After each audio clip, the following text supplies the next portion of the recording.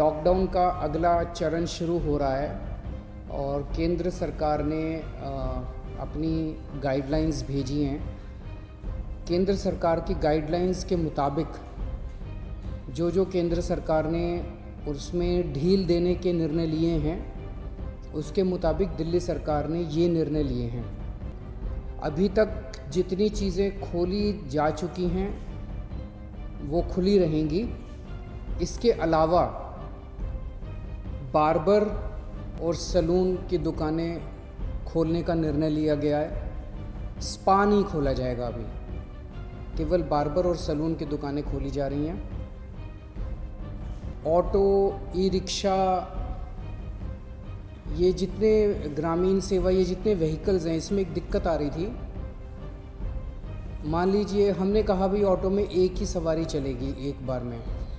अब एक परिवार से पति, पत्नी और एक बच्चा अगर घर से निकले तो अब वो पति अलग ऑटो में बैठेगा, पत्नी अलग ऑटो में और बच्चा अलग ऑटो में। इसकी वजह से कई जगह से सुझाव आए थे कि ये थोड़ा सा इम्प्रैक्टिकल हो रहा है। तो चूँकि केंद्र सरकार ने भी इसके ऊपर कोई रिस्ट्रिक्शन नहीं रखा है, तो इस किस्म के रिस्ट्रिक्शन हम भी हटा रहे हैं। केंद्र सरकार ने निर्णय लिया है कि रात को 9 बजे से सुबह 5 बजे तक एसेंशियल सर्विसेज को छोड़ के बाहर कोई नहीं निकलेगा। दिल्ली सरकार भी वो निर्णय लागू करने जा रही है। अभी तक ये था कि 4 व्हीलर्स में केवल ड्राइवर के अलावा 2 लोग बैठेंगे और स्कूटर पे पीछे कोई सवारी नहीं बैठेगी। लेकिन केंद्र सरकार ने अब इसको हटा दिया है, इस कंडीशन को। तो दिल्ली सरकार भी केंद्र सरकार के निर्णय के अनुसार उसको हटा रही है। मार्केट्स में अभी तक हम लोगों ने ऑड इवन लागू किया था कि एक दिन ऑड दुकानें खुलेंगी, एक दिन इवन दुकानें।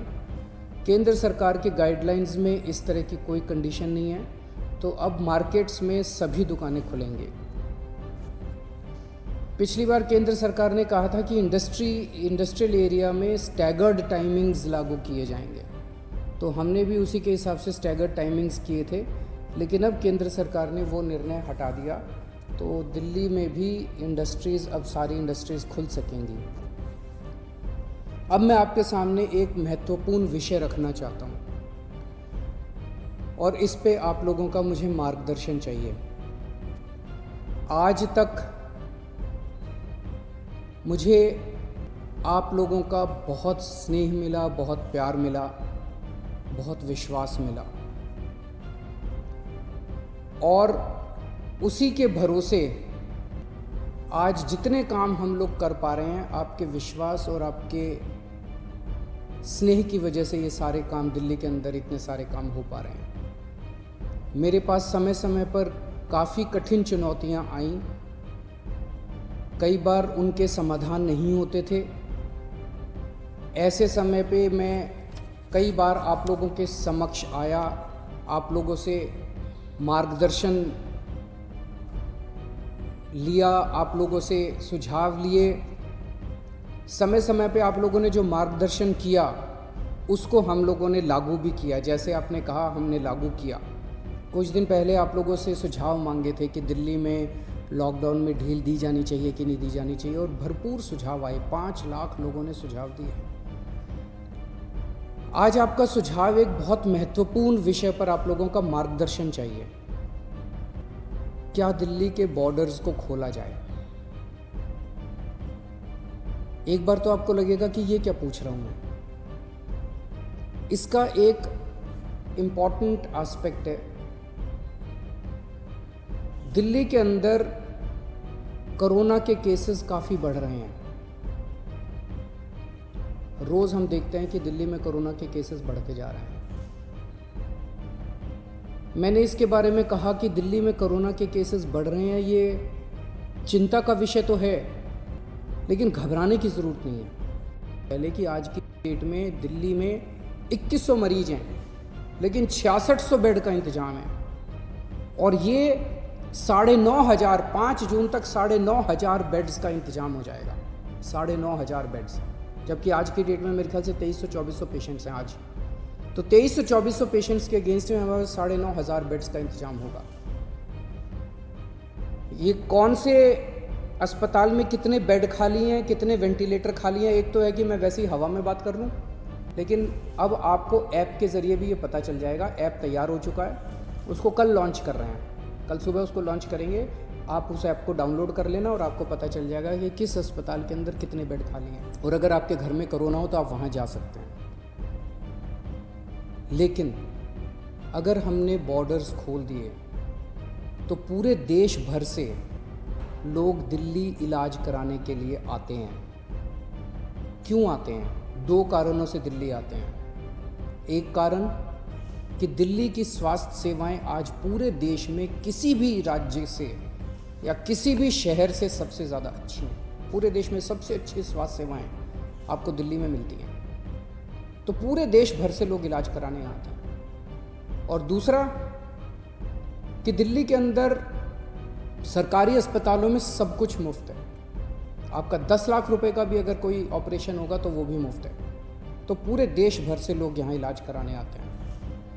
जैसे हम बॉर्डर्स खोलेंगे, देश भर से लोग अपना इलाज कराने के लिए दिल्ली में आएंगे।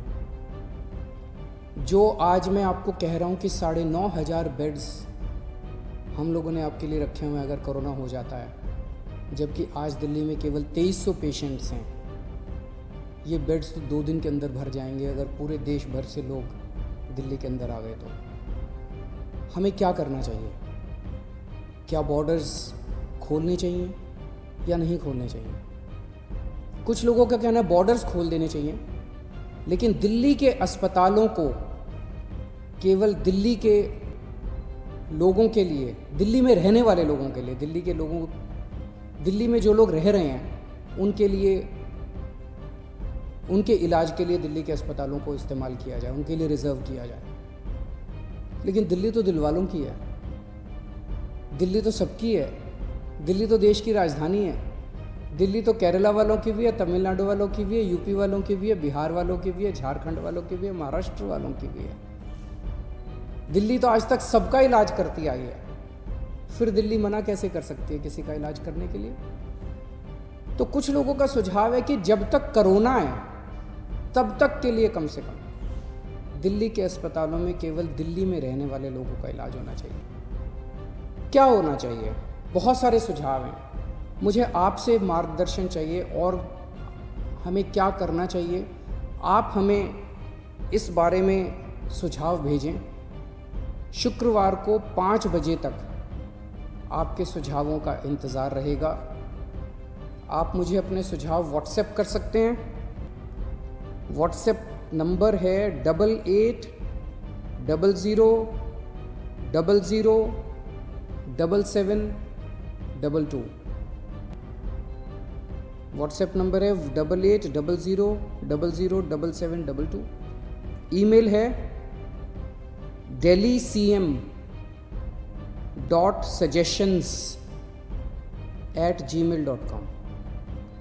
ईमेल है delhi.cm.suggestions@gmail.com। और अगर आपके पास व्हाट्सएप नहीं है, अगर आपके पास ईमेल नहीं है, तो आप इस नंबर पे फ़ोन कर सकते हैं और अपना सुझाव छोड़ सकते हैं। आपकी आवाज़ रिकॉर्ड हो जाएगी। 1031 डायल कीजिएगा, आप अपने सुझाव छोड़ सकते हैं। फ़िलहाल 1 हफ्ते के लिए हम दिल्ली के बॉर्डर सील कर रहे हैं। एसेंशियल सर्विसेज जारी रहेंगी। सरकारी ऑफिसर्स जो हैं वो आई कार्ड के बेसिस पे आ जा सकेंगे, पास लेकर आया जाया जा सकेगा। तो फ़िलहाल 1 हफ्ते के लिए हम अपने बॉर्डर सील कर रहे हैं। उसके बाद जो सुझाव आएंगे, जो आप मार्गदर्शन करेंगे, जो आप जैसा कहेंगे, सभी के सुझावों के आधार के ऊपर हम एक्सपर्ट से भी बात करेंगे और भी बहुत सारे लोगों से बात करेंगे। उसके आधार पर अगले हफ्ते फिर इसके बारे में एक ठोस निर्णय ले पाएंगे। खबर का मतलब है एक भरोसा।